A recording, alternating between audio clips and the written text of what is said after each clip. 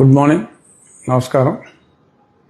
నిన్న అర్ధరాత్రి సుమారు 11:45 ఆ ప్రాంతంలో గన్నవరం కోర్టులో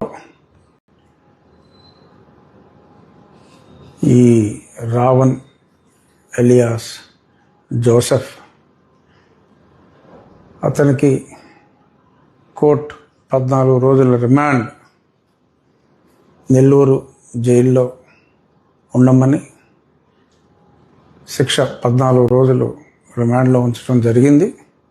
గత 4 రోజులుగా మరి రకరకాల పోలీస్ స్టేషన్లలో మరి రకరకాల కోర్టుల్లో పెట్టడం, ఆ ప్రహసనం అంతా కూడా మనం చూసాం. ఎట్టకేలకు మరి గతంలో రావణ్ మాట్లాడిన ఎక్స్ట్రీమిస్ట్ ఏజెన్సీస్ గురించి వారికి సంపూర్ణ మద్దతు తెలియజేస్తూ మరి అతను మాట్లాడిన ఆ వీడియోలు కొందరు చూసి దానిపైన కంప్లైంట్ ఇచ్చిన దరిమిల మరి ఈ చర్య తీసుకోవడం జరిగింది. నిన్న గతంలో కూడా ఒకసారి చెప్పా, మళ్ళీ రిపీట్ చేస్తున్నా. నేను 4 సంవత్సరాల పాటు అప్పటి ముఖ్యమంత్రి జగన్మోహన్ రెడ్డి గారిపై ఎడతెరిపి లేకుండా ప్రతిరోజు మీడియాలో మాట్లాడినప్పటికీ కూడా ఏ రోజు కూడా నేను సభ్యత సంస్కారం లేకుండా ఏ రోజు నేను మాట్లాడటం అన్నది జరగలేదు. అయినప్పటికీ కూడా అతను జగన్మోహన్ రెడ్డి గారు కలత చెంది రాజద్రోహం కేసు ఆ తర్వాత కోర్టు తీసేసింది. యూఏపీఏ వచ్చింది. యూఏపీఏ 152 సెక్షన్ కింద అదేంటంటే దేశ సమగ్రతకి భంగం కలిగించే విధంగా యాంటీ నేషనల్ ఫోర్సెస్కి మద్దతుగా మాట్లాడటం ఆ సెక్షన్ కింద వస్తుంది.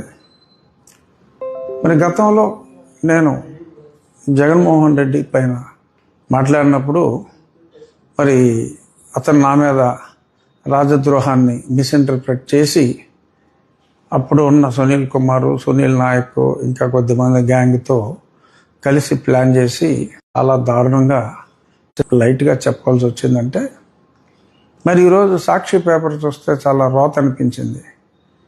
మరి ప్రతిపక్షానికి సంబంధించిన పేపరు ఎంత రోత పేపర్ అయినా ఈరోజు ఏ రోత రాశాడో చూడవలసిన బాధ్యత ఉంది. కాబట్టి నేను సాక్షి పేపర్ కూడా చూస్తాను, తప్పదు కనుక.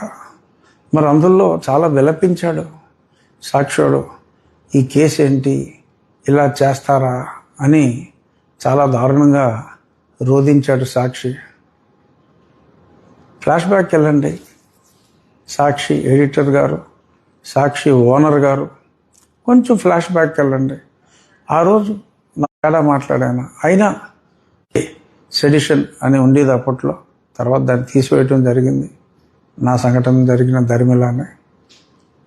మరి అప్పుడు మాట్లాడని న్యాయం, సుధాకర్ గారిని చంపినప్పుడు మాట్లాడని వ్యక్తులు, సుబ్రహ్మణ్యాన్ని పార్సిల్ చేసినప్పుడు మాట్లాడని వ్యక్తులు, ఒక చిన్న పిల్లవాడిని కాల్చేసినప్పుడు బాపట్లలో మాట్లాడని వ్యక్తులు, అలాగే మరి ఆ పిచ్చి మద్యం తాగి మరి పిచ్చి మద్యంలో మరి బుర్ర పాడైపోయి కొన్ని ఎక్స్ట్రాయే మాట్లాడాడు.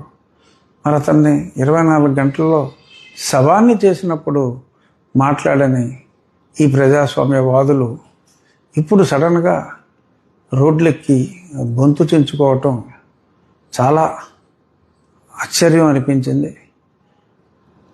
ఇటువంటి ఈ కేసుని మరి రావణ్ అన్న వ్యక్తిని నన్ను కూడా 2 ఇంటర్వ్యూలు చేశాడు. ఆ ఇంటర్వ్యూల వరకు కొంత సభ్యత సంస్కారాలతోనే నడిచాయి. ఈ అతని తరపున వాదించే ఒక లాయర్, అఫ్కోర్స్ నిన్న ఒక ఇంటర్వ్యూలో విపరీతంగా వాసన వచ్చే విధంగా అతను నోటి విరోచనాలు చేసుకున్న తీరు ప్రజలే చూశారు. దాని కిందే కామెంట్లు ఉన్నాయి కాబట్టి ఇంకా నేను ఆ మౌత్ మోషన్ వ్యక్తి గురించి నేను ఎక్కువగా మాట్లాడదలుచుకోలేదు. అతని అక్కినేని అభినయాలు వీటి గురించి అంటే నాసిరవారి ఫేవరెట్ అనుకుంటాను. కొంచెం ఇలా అలా కాస్త ఆ ఎక్స్ప్రెషన్స్ నాసిరవారు చేస్తే బాగుంటుంది. సరే, ఓకే, ఇప్పుడు అభినయం జోలికి అనవసరం. సరే, ఫైనల్గా మరి నిన్న మరి ఆ కోర్టులో అంతిమంగా పవన్ కళ్యాణ్ గారి మీద విపరీతంగా నోరు పారేసుకున్న జోసెఫ్ ఎలియాస్ రావణ్, ఎవరైనా సరే మీకు నచ్చిన మతం గురించి మీరు మాట్లాడుకోండి, పక్క మతం గురించి దయచేసి కించపరచకండి. మీకు హిందూ మతం ఇష్టం లేదు, ఓకే, ఊరుకోండి. రావణ్ణి ఎందుకండి? పురాణ పురుషుడు రాముడు కొన్ని ఉత్తమ విలువలు కలిగిన పురుషోత్తముడిగా, ప్రజలకు ఒక ఆదర్శ వ్యక్తిగా, ఆదర్శ పరిపాలకుడిగా, ఒక నమ్మకంతో, ఒక విశ్వాసంతో ఎందరో ఉన్నారు. వారి మనోభావాల్ని కించపరచవలసిన అవసరం లేదు. సనాతనం అంటే దానికి ఒక విపరీతమైన అర్థం చెప్పి ఇలా మరి విచ్చలవిడిగా నేను దేశభక్తుడిని కాదు, నాకు దేశభక్తి లేదు, ఐఆమ్ అండర్లైనింగ్, మీరు సరిగ్గానే విన్నారు అనే మాటలో అది మంచిది కాదు. రావణ్కైనా శ్రావణ్కైనా ఎవరికైనా కూడా అటువంటి మాటలు మంచివి కాదు. నిన్న శ్రావణ్ కుమార్ ప్రజల్లో నేను ఏనాడు అనని మాటలు అన్నట్టుగా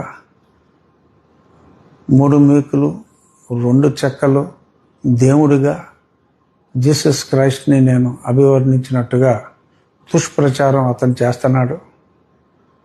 భగవంతుని సాక్షిగా నేను అటువంటి మాటలు మాట్లాడలేదు. నేను మాట్లాడింది నా వెన్నంటి వచ్చిన ఒక జన సైనికునికి నుదుటిపై మేకు, ఒక చెక్కకి మేకు పెట్టి నుదుటిపై దగ్గొడితే ఈ మేకులు కొట్టడం ఏంటి అని నేను మాట్లాడా. అది కూడా కత్తితో పడటం చూసాం, చాకుతో పడటం చూసాం. ఈ మేకుతో నవరగంత మీద కొట్టడం ఏంటి, ఈ మేకేంటి అని నేను ఆ ఇన్సిడెంట్ని నేను ప్రశ్నిస్తే దాన్ని దేవుడికి అన్వయించి మరి మాట్లాడారు. నేను సరే 2-3 సార్లు క్లారిఫై చేశా. కానీ కొంతమంది సీనియర్ జర్నలిస్టులు కూడా